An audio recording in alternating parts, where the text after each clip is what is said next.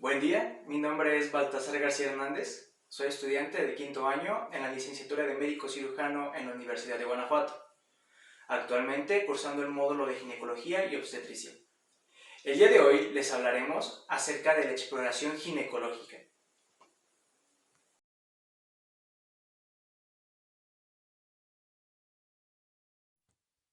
La exploración ginecológica suele describirse tradicionalmente en tres etapas: la anamnesis, la exploración física propiamente dicha y la síntesis. La anamnesis es un instrumento interactivo de intercambio de información que permite conocer los motivos de consulta, precisar los antecedentes personales y familiares, valorar los factores de riesgo, descifrar el lenguaje y la actuación de la paciente y conocer exactamente sus expectativas y sus preferencias. En este video no hablaremos más de la anamnesis, sin embargo, les dejamos un enlace donde pueden encontrar un ejemplo completo de ella.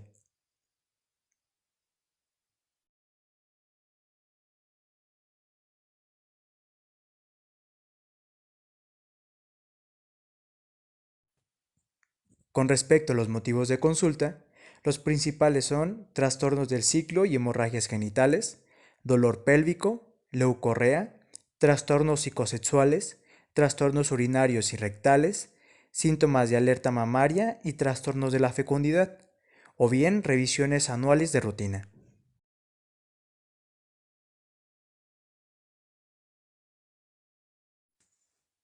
La exploración física ginecológica incluye una exploración general, una exploración de las mamas y una exploración ginecológica propiamente dicha. Con fines de este video no hablaremos de la exploración general ni de la exploración de las mamas, solo nos enfocaremos en la exploración ginecológica.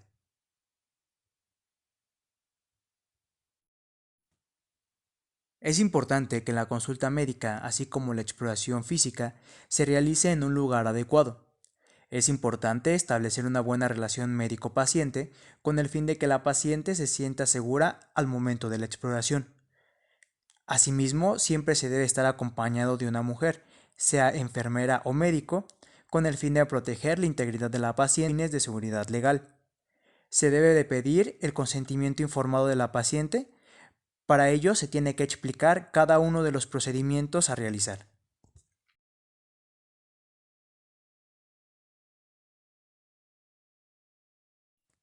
Se tiene que pedir a la paciente que cambie su ropa por una bata, esto con el propósito de lograr correctamente las exploraciones pertinentes. Asimismo, se pide que vacíe su vejiga. Posterior a ello y dependiendo del momento de la exploración, se le pide que se coloque en posición de litotomía o posición ginecológica.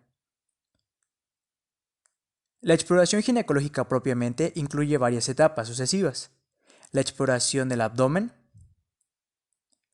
la exploración de la vulva y del periné, la exploración con espéculo, el tacto vaginal, a menudo el tacto anorrectal y más raramente el tacto bidigital. Comenzamos con la exploración del abdomen. Esta se realiza mediante la inspección, en búsqueda de cicatrices, hematomas o lesiones, la palpación, en búsqueda de dolor o masas, y por último, la percusión.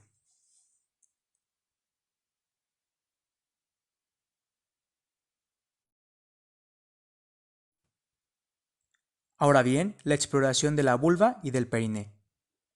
Para ello, ya se ha colocado a la paciente en posición de litotomía. Aquí, por nuestro modelo, no podemos ejemplificarla correctamente. Se le recuerda a la paciente las modalidades de la exploración y se le puede ofrecer ver la exploración a través de un espejo. En este momento, se descubren los genitales externos de la paciente.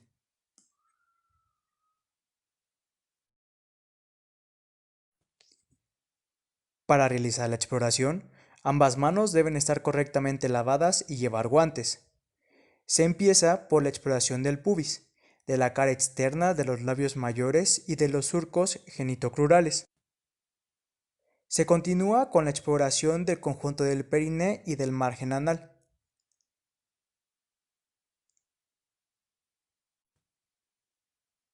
Se puede pedir a la paciente que indique con un dedo el lugar de dolor o de lesión vulvar.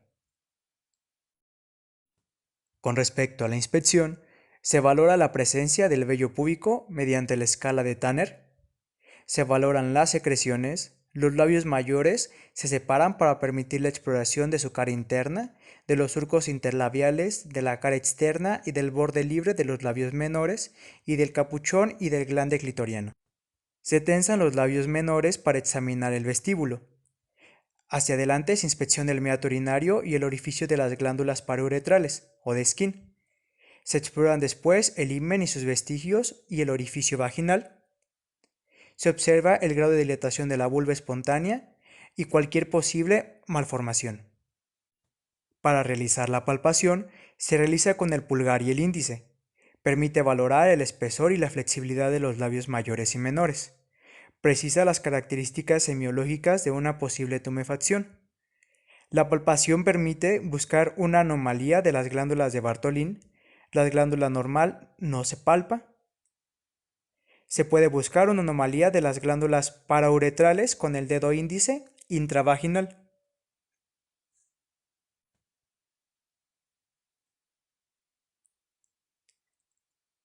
En conjunto, la inspección-palpación permite buscar cicatrices de episiotomía o de desgarro obstétrico y constatar la flexibilidad, la induración y el dolor o su ausencia.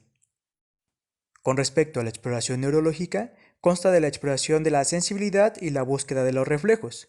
La sensibilidad de la vulva y del margen anal se exploran con la ayuda del tacto con un bastoncillo de algodón o hisopo, o con la yema del dedo, o con un ligero pinchazo con una aguja.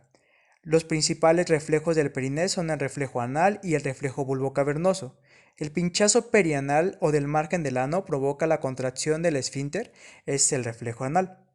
El golpear o pellizcar el clítoris provoca la contracción de los músculos vulvocavernosos e isquiocavernosos, es el reflejo vulvocavernoso. Otra maniobra que podemos realizar es medir la distancia ano-vulvar, que suele ser superior a 3 centímetros. Si se observa una distancia menor, se habla de una degradación del núcleo fibroso central del perineo. Otra es valorar la presencia de un prolapso de órgano pélvico. Ahora valoraremos los órganos genitales internos. Para ello comenzaremos con la exploración con espéculo. Existen diferentes tipos de espéculo y su uso depende de la morfología de la paciente. En este caso, utilizaremos un espéculo tipo Cusco de plástico.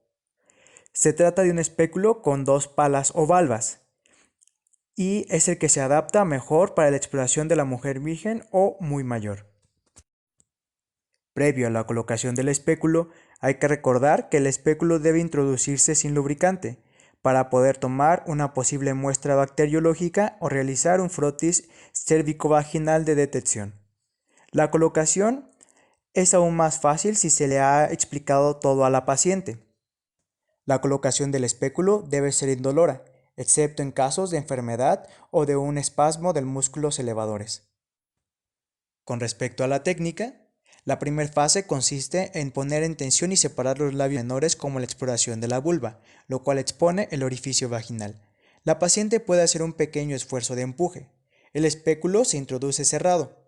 Cuando el empujón de la paciente abre el orificio vaginal, se introduce el espéculo con las valvas en eje horizontal.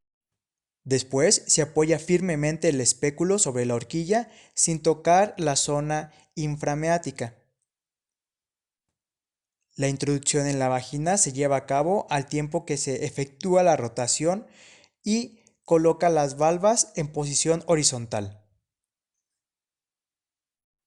Se empuja el espéculo hacia el fondo de la vagina, a 45 grados, hacia el cuello, que suele estar abajo y hacia atrás. El roce del espéculo no debe arrastrar consigo los labios menores. Si fuese así, hay que separarlos antes de abrir las valvas. Una vez introducidos los 3/4 aproximadamente de la longitud del espéculo, se comienza a abrir con precaución las valvas. La introducción del espéculo finaliza con la apertura total de las valvas.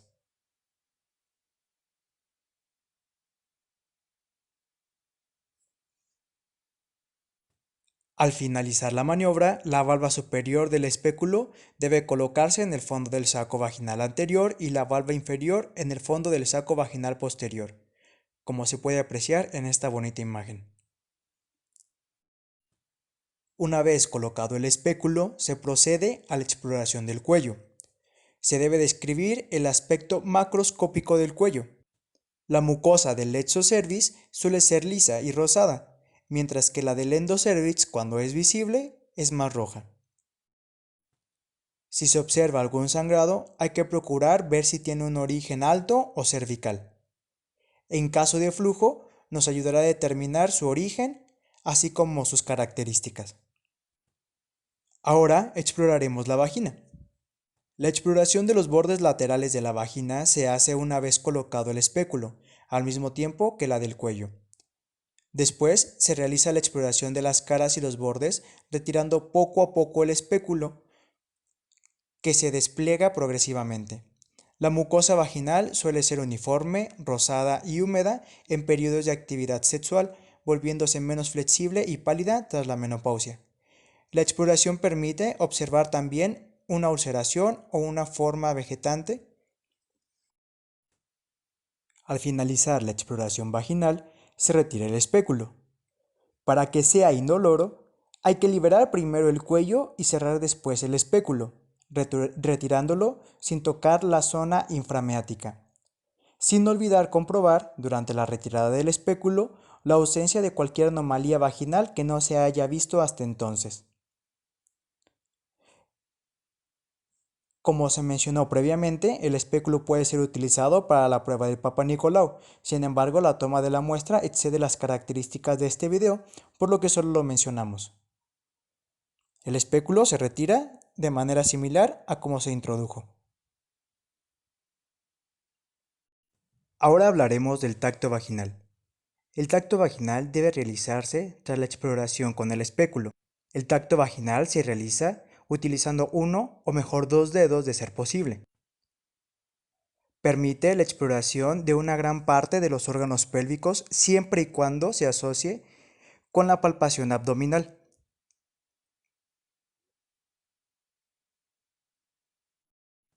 Para la técnica, las manos del explorador deben estar bien lavadas y llevar guantes. El dedo índice y medio son los que se utilizan. Estos deben estar bien lubricados con la ayuda de algún producto estéril. Se comienza separando con el pulgar y el índice de la mano los labios para exponer el orificio vaginal. Para el tacto con dos dedos, el medio de la mano deprime suavemente pero firme la. En este espacio expuesto hacia adelante se introduce el índice sin dificultad. Se dirigen los dedos a lo largo de la pared posterior de la vagina, hacia atrás y hacia abajo, hasta llegar al fondo del saco posterior. Se suben los dedos entonces acercándose a la horizontal. Se doblan los dos últimos dedos hacia la palma de la periné. La cara palmar de la mano libre, de la izquierda en caso de los diestros, se coloca en la pared abdominal a algunos centímetros por encima de la sínfisis púbica.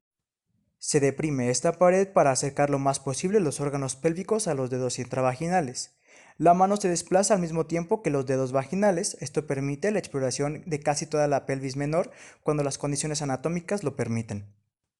En la vagina, el tacto vaginal valora su longitud, su flexibilidad, las posibles anomalías congénitas o adquiridas y las posibles cicatrices.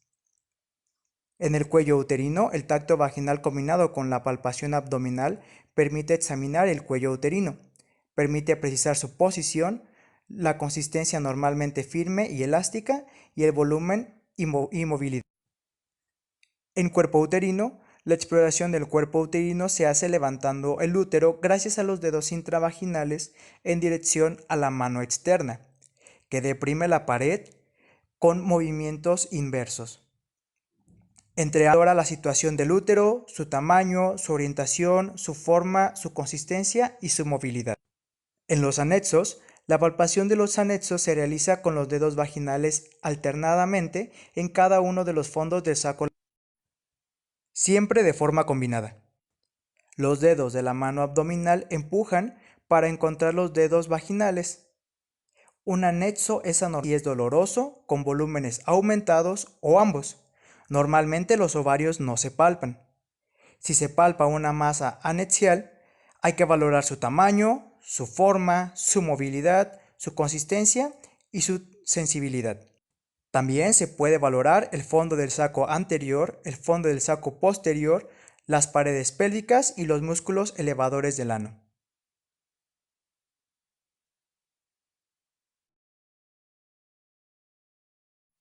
Hablando un poco del tacto anorrectal, aunque no es sistemático, el tacto anorrectal alimentaria que con frecuencia resulta necesaria. Se previene a la paciente sobre la práctica que se va a realizar, de su importancia y solicitar su consentimiento. La exploración permite palpar las paredes rectovaginal, la cara posterior del cuello del útero, el istmo y la zona de inserción de los uterosacros, así como, casi siempre, una parte de la cara posterior del cuerpo uterino. Permite explorar el fondo del saco de Douglas y su contenido, así como los parametrios de cada lado. Hablando del tacto bidigital, la combinación del tacto vaginal con el tacto rectal requiere que se coloquen, según las circunstancias, el dedo índice intravaginal y el medio intrarrectal de una sola mano o el índice de cada una de las manos, uno intravaginal y otro intrarrectal.